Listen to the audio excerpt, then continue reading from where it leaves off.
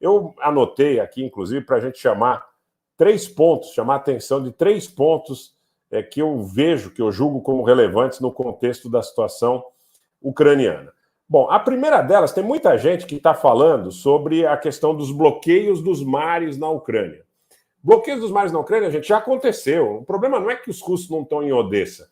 O problema é o seguinte, eu quero colocar para vocês que diferentes updates aí de inteligência dão conta que os russos mantêm um bloqueio relativamente distante, mas que impede a utilização do Mar Negro pelos ucranianos. Então, efetivamente, a Ucrânia, sob o ponto de vista do mar, ela já está isolada das ligações marítimas, dos negócios de ligações marítimas. Acabou. Não adianta. Olha, Odessa está na mão dos ucranianos, é em conteste. Kherson, eventualmente, voltou a ser contestado. Tudo bem, não tem problema. Existem outras cidades ali próximas da Moldávia, próximos ali à Romênia, mas os russos mantêm um bloqueio distante em relação à questão operacional do Mar Negro, ela já é inviável para os ucranianos. Esse é um ponto. Paralelamente, ainda sobre a questão das forças navais russas, e por tudo isso vocês vão conseguir compreender a contextualização do agravamento da situação, que mesmo com a divulgação de negociações para amanhã na Turquia, me parece caminhar numa direção bastante sólida de risco cada vez maior de que o conflito possa levar a um desgaste russo, que para os russos pode ser inadmissível, e levar os russos à utilização de armas mais destrutivas, tá? Porque Putin disse desde o primeiro momento que não voltaria atrás. Os russos têm usado também a sua frota naval para eventuais esporádicos ataques de mísseis contra alvos importantes na Ucrânia. Por outro lado, nós precisamos lembrar que o ataque recente ao Saratov, né, em Berdiansk, vocês viram essas imagens, né? O ataque. Os ucranianos não têm mais marinha, isso é fato. Mas estou falando sobre a marinha mercante, né? Sobre negócio, não chega mais. É só você olhar o mapa, se dizer eles não estão em Odessa, mas eles já bloquearam o Mar Negro para os negócios dos ucranianos. O que entra hoje para a Ucrânia, basicamente, é a partir da fronteira polonesa. Por isso eu acho que quando a gente fala em um eventual plano polonês ou eventuais ações da Polônia com o objetivo de entrar na Ucrânia, a gente tem que observar com bastante cuidado. Mas, voltando à questão da destruição do Saratov, né, que aconteceu em Berdiansk, isso, de alguma forma, pode comprometer a confiança, ou se não a confiança, os esforços que os russos estão fazendo para operar em situações próximas ou efetivamente na costa ucraniana. O que eu analiso hoje, nesse momento, conversando com muita gente, lendo muito update de inteligência, é que as operações navais, elas tendem a se consolidar nesse momento com o objetivo de estrangular economicamente, não permitir a utilização das rotas marítimas por parte dos ucranianos, com bloqueios à distância. Essa é a minha visão. Inclusive em relação aos ataques, eles devem ocorrer porque os russos têm mísseis balísticos importantes, mísseis de cruzeiro importantes, eles não precisam estar ao lado da costa ucraniana para que efetivamente esta sua marinha de guerra seja operacional a nível de alcançar os objetivos que desejam. Né? Gente, vamos dar mais like aí, Carmen. Cabe mais like. Vamos sentar o dedo no like, que é esse like que vai fazer a diferença em relação ao conhecimento que a gente vai ter da nossa proposta.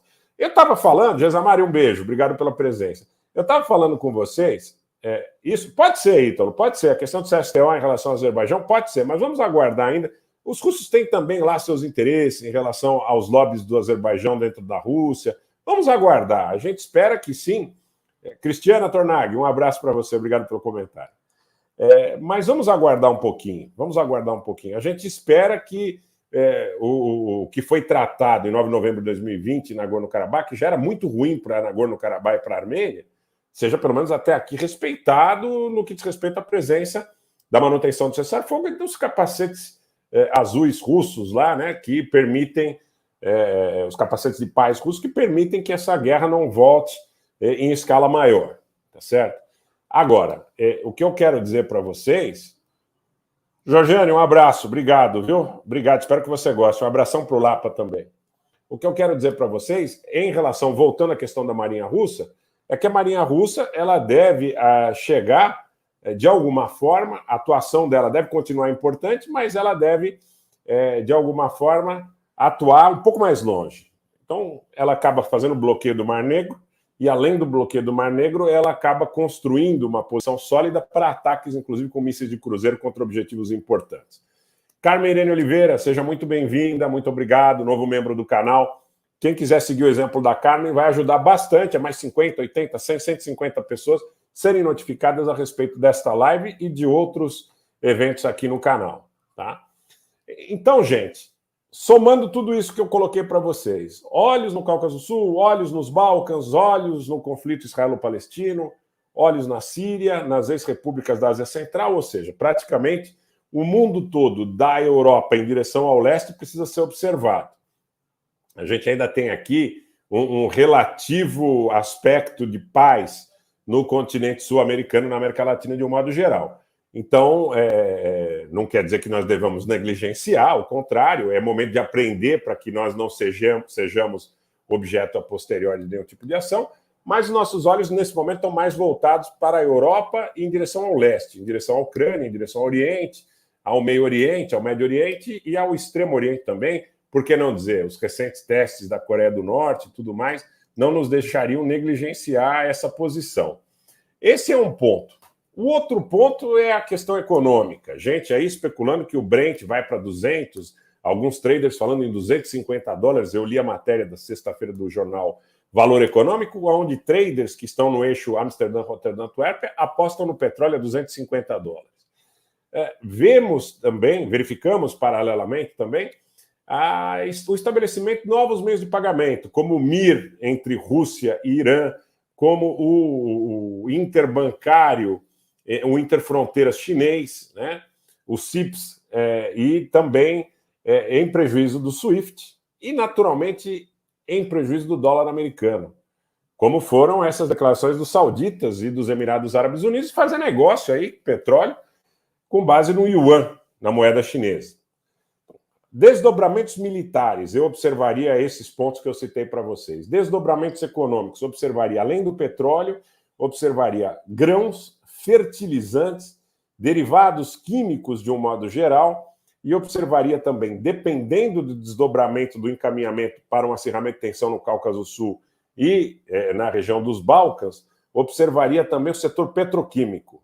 Esse é um setor que precisa ser visto de perto. Hélio, não precisa ver, é só você se retirar, tá? Então, um abraço para você. Eu sempre digo que quem tem que ficar, quem está contente. E quem não está contente, deve procurar alguma coisa que faça a sua cabeça, né? De repente você vai assistir aí Banheira de Nutella, vai assistir aí o show da Anitta. Tem muita gente aí que, de repente, pode fazer a sua cabeça, tá? Mas eu quero dizer que na esteira do dólar o euro também perde importância, né? Então nós estamos tendo uma certa fragmentação desse mundo unipolar, né? A globalização se fragmenta de alguma forma e dentro de uma concepção de multipolaridade você tem a criação de novos eixos. Eu antecipava isso desde o início, antes do conflito eclodir, sobre a possibilidade de que um eixo euroasiático fosse bem estabelecido, e as recentes conversas entre Índia, Paquistão e China têm demonstrado isso.